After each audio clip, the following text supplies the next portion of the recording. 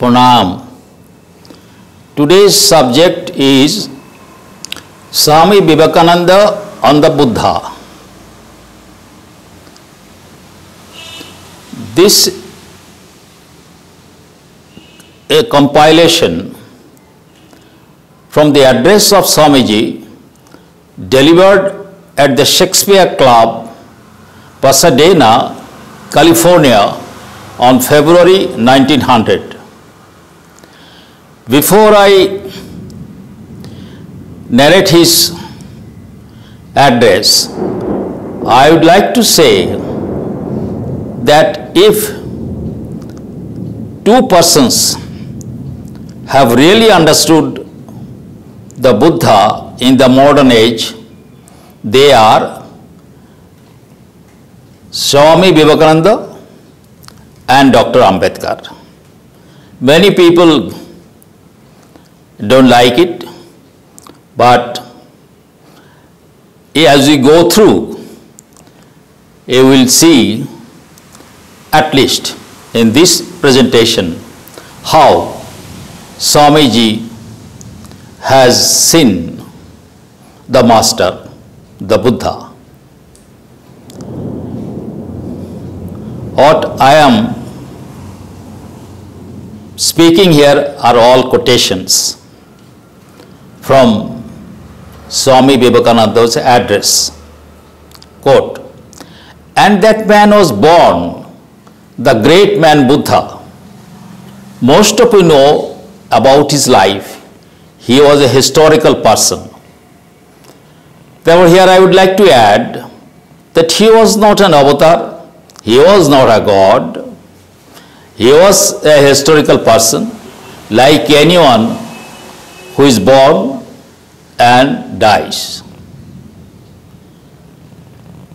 Quote, "It was new with him the breakdown of caste, the tremendous movement."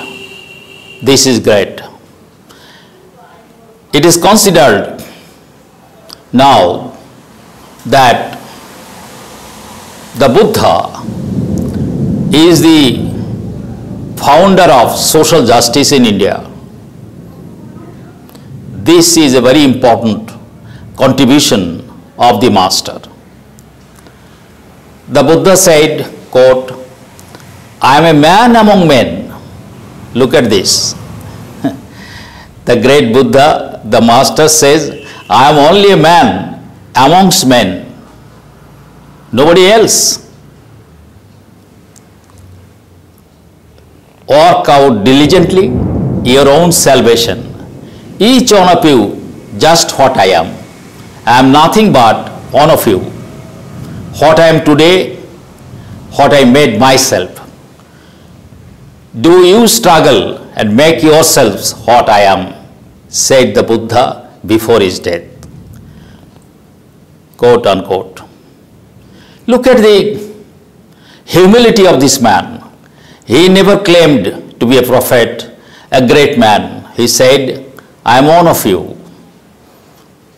If I have made myself something which is useful to the people, you can also do that."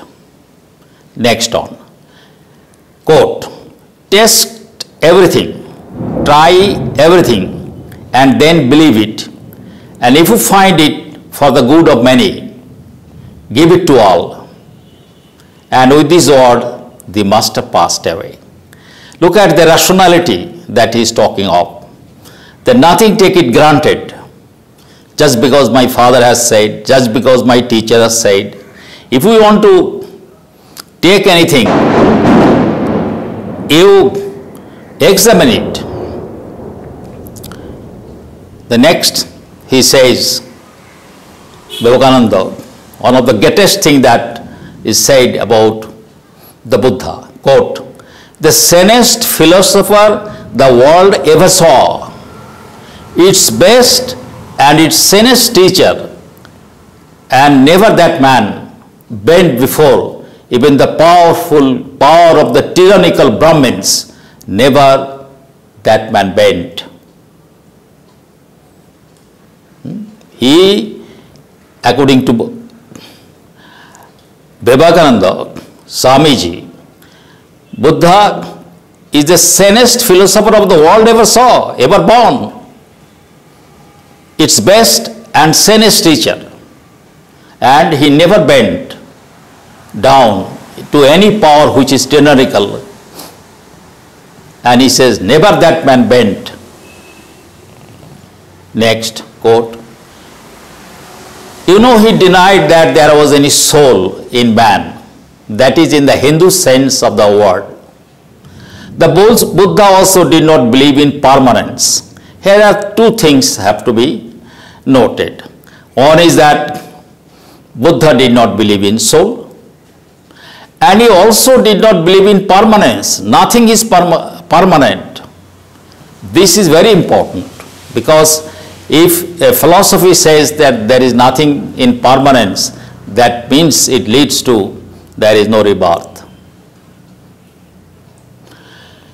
Next on, quote, have no God, have no soul, stand on your feet and do good for the good sake, neither for fear or punishment, nor for the sake of going anywhere.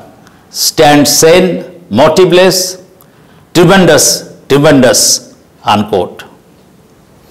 How beautifully Swamiji has known and described the Buddha. The Buddha did not believe in God, did not believe in soul, and you have to stand on your own feet and not to do, and you don't do things for the fear of punishment or for fear of going anywhere. That's why it says tremendous.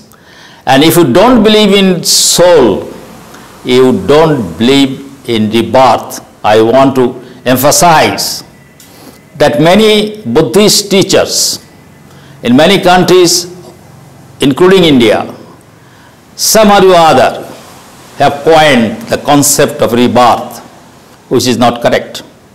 Dr. Ambedkar, the Buddha and his Dhamma, has explained that you have to understand the meaning of rebirth. When a man dies, in what remains, it becomes another matter, but no rebirth. Next on, quote, and what remains of man was asked of the master. Everything. But what is in the man? Not the body, not the soul, but character. And that is left for all ages, unquote. Look at the beauty. What remains of man? Nothing remains except character. And it will remain for ages. Next. Accepting Buddhist religion, there is not one religion which could make one step without bloodshed, not one which could get 100,000 converts just by brain alone. Let me repeat, quote, accepting Buddhist religion, that means he says, except Buddhism, there is no other religion in the world could move forward even one step or get a lack of converts without bloodshed.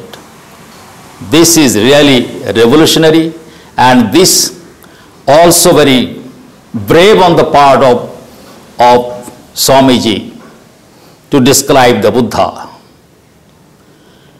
Let me conclude once again that Swami Vivekananda is one of the two who has really understood the Buddha in modern age. The next man is Baba Saheb Dr. Ambedkar. I would also like to mention the reference, courtesy, Buddhistic India, Advaita Ashram, the complete works of Swami Vivekananda, Volume 3, Calcutta 1997, pages 511 to 537. Hopefully, I could get the most important parts of his address in the Shakespeare Club. And myself being a student of Shakespeare, I am really proud that he delivered this lecture in Shakespeare Club in USA. Pranam.